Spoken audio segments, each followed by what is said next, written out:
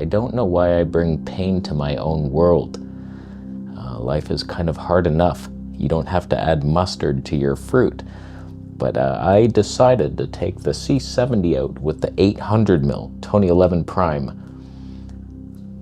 2131 prime, anyone? All I want is the perfect camera. All I want is the perfect camera. I think we can all agree that the 800mm 2011 prime is the greatest wildlife lens ever made. It is a Voigtlander design, swirly tone, 3D pop out the yin yang, lightweight and budget. For the best system anyway, Canon, what?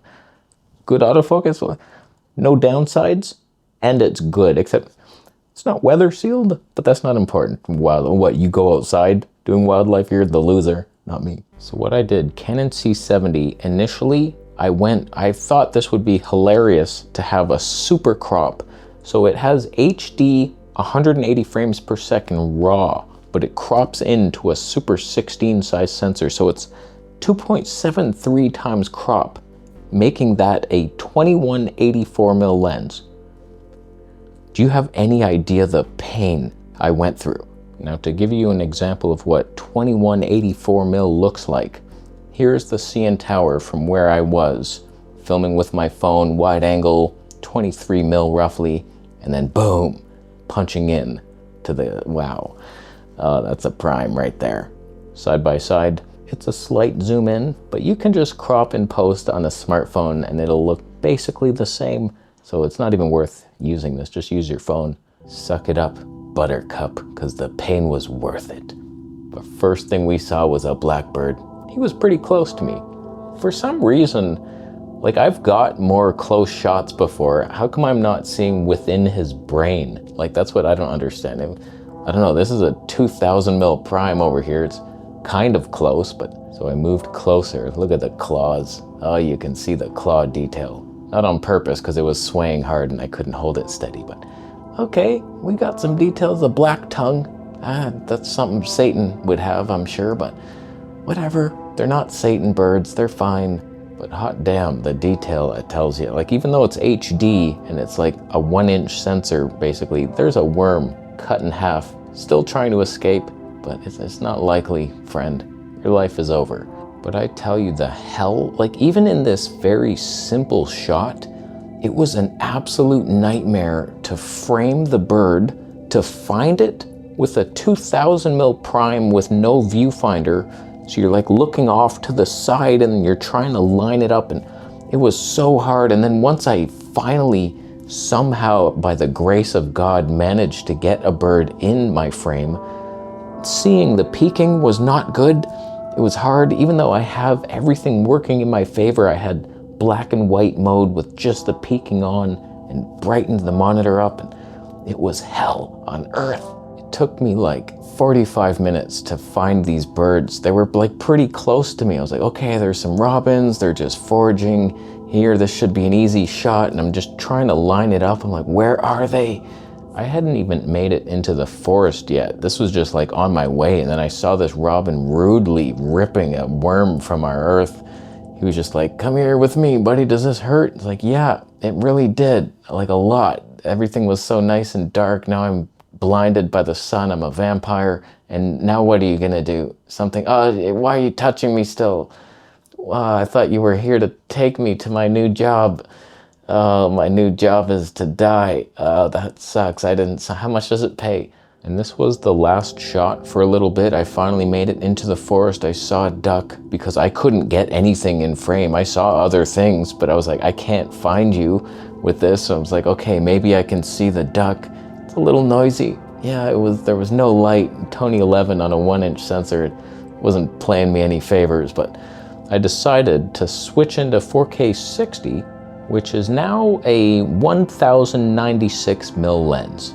So like that's somewhat doable, and we have autofocus in the center, so I'm like, okay, I think I can actually live like this. Maybe we'll do, and we got the DGO sensor now because that turns off when you crop in. So it's like, okay, here's a shot. I don't know, man. If the C70 had a viewfinder, you might have had something. Then it would be somewhat easy to use. The autofocus is good enough to catch something, and it's like, okay, that more cinematic image could come in handy at some point, but there was actually a lot of cool moments. I think this is a red-winged blackbird female, and then she saw something, went and ripped it out of the air, or it fell out of fear into the water, and she's chasing it. I don't know what that was or what it is. We see more of it, and the other one's like, what'd you get there? Looks like a jumping spider, flying bee spider. She got it, and she took it away, and I missed everything, and it wasn't slow enough. That was not slow enough at 60 frames per second. It never is, but whatever. It's an okay shot. I was overexposing quite a bit and nothing worked. And then I saw our good old buddy, the sandpiper. And I was like, you know what? I bet you that I will be able to, oh, that was a kingfisher, by the way, if you were wondering what that was. Yeah, he rudely just kept flying away from me whenever I got close to him, and at least he got into my shot somehow, but it was more like a middle finger as he flew by. You could see it in the freeze frame, but little spotted piper looks pretty good. Has a 1000mm lens. Stabe, not too terrible, just lens stabe. But I was like, you know what? I'm gonna switch back into that super slow-mo with the super crop. Let's see what we can get. What's he eating? What is that? That's rude. I bet that was alive. Oh, you killed it.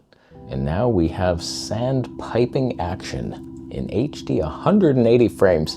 Look at that 2000mm lens. I've never been this close to one. I like that.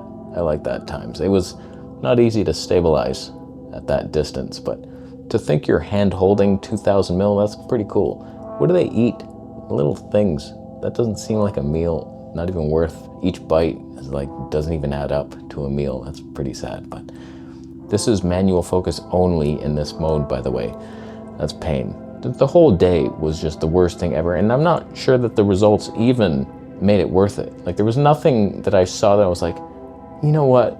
It was all worth it for that moment. Like, it's cool to see them up close and that they eat little things, but I don't know. Jump, yay. Saw a song sparrow. Do you have any idea how hard it was to get this in my frame? And I finally got it. It was somewhat in focus. I'm like, okay, we finally got it. It was so hard to line up. Like, I cannot stress how terrible of a day this was trying to do that. I'll never do that again. I'm immediately selling my C70. I've been trying to sell the C70 for months, it feels like. The R5 II, I don't need the C70. It looks basically the same. It's like, okay, let's slim down. If anything, as a second camera, I'd want a Fuji or something. Get real with yourselves. Nobody even messages me out of curiosity, even though it's priced fantastically. What the hell? Nobody wants to see. It's better than the C80, you dummits. You're a bunch of dummits. You don't even know the DGO sensor magic.